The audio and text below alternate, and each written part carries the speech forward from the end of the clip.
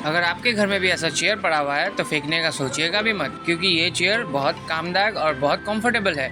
क्योंकि फेंकने से तो आपका कुछ फ़ायदा होगा नहीं, अगर आप इसको बनवा लो या अगर खुद बना लो तो बहुत ही फ़ायदेदार है। तो आज हम जा रहे हैं बनाने ये एक चेयर, जिसके गद्दी में 2 इंची फोम लगाना है, फिर ऊपर से कपड़ा डालना है, कपड़ा डाल के हैंडल में फोम लगाना है। अब शुरू होगा इसका फोम का कटिंग। फोम का कटिंग के लिए पहले हमको फोम निकालना पड़ेगा और फोम को अच्छे से दाग मार के उसको साइज करना पड़ेगा। तो अभी हम बताते हैं आपको इस चेयर की कहानी कि ये चेयर आया कैसे मेरे पास। तो मैं गया था एक कस्टमर के घर सोफ़ा देखने, क्योंकि उसका सोफ़ा बनवाना था। तो फिर सोफ़ा बनवाने के बाद उसने मुझे ये चेयर भी दिखाया, कि मुझे पूछ रहा था कि ये चेयर मैं भंगार में दे दूँ। मैंने बताया भंगार में क्यों, इसको आप बना लो, क्योंकि बेचने से आपको कितना पैसा मिलेगा, उससे अच्छा आप बना लोगे, थोड़ा पैसा खर्च होगा पर कोई बैठ भी सकेगा, स्टडी टेबल पे रख भी सकोगे। लेकिन इसको अगर आप बेच दोगे तो आपका कोई भी फ़ायदा, किसी भी फ़ायदा में नहीं रहोगे आप। तो उसने बताया ठीक है, इसका बनाने का खर्चा कितना आएगा। तो मैंने बोला अच्छा, कपड़ा वपड़ा फॉर्म लगा के तो टोटल 1000 तक आ ही जाएगा, पर आप थोड़ा कम दे देना।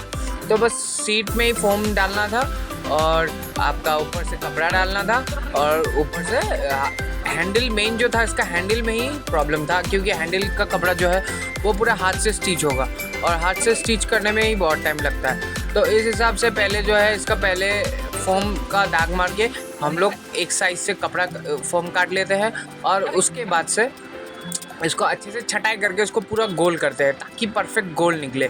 क्योंकि अगर गोल नहीं होगा तो उस हिसाब से वो होगा भी नहीं और कपड़ा बैठेगा भी नहीं और अच्छा भी नहीं लगेगा। तो पर उसने बोला था कि पुराना वाला खोलना मत, तो इसलिए पुराना वाला भी नहीं खोला गया, क्योंकि पुराना वाला भी उसको चाहिए। तो इस हिसाब से हम लोग ने पुराना वाले को भी रख लिया है और ऊपर से नया 2 इंची का डाल दिया है। अब आया टाइम कपड़ा काटने का। तो पहले जो है हम लोग पट्टी काटेंगे। पट्टी लगेगा लगभग 8 इंची के करीब, क्योंकि पट्टी बहुत इंपॉर्टेंट चीज़ होती है और इसको सीधा काटना पड़ता है, वरना पूरा सीट टेढ़ा मेढ़ा दिखेगा। तो इस हिसाब से मैं पट्टी काटने के बाद इसका टॉप निकाल लूँ। टॉप निकलेगा आपका 16x16 का, क्योंकि ये टॉप का साइज़ ही है। तो पहले मैं ऐसे काट लिया, क्योंकि टाइम नहीं था तो दाग मारने का। तो उसके बाद अभी ये कपड़ा जो है अभी ओरिजिनल दाग मारूंगा, ताकि पूरा एकदम परफेक्ट राउंड हो।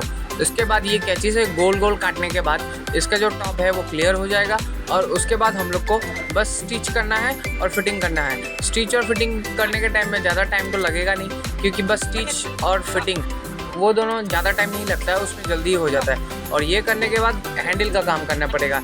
हैंडल का काम में ही सबसे बड़ा मेहनत होता है। सीट तो कोई भी तैयार कर लेगा, क्योंकि हैंडल में ही मेन प्रॉब्लम हैंडल में ही है। तो सारा फिक फाक के मैं निकल गया सिलाई करने। तो सिलाई करने के बाद हो गया ये सिलाई।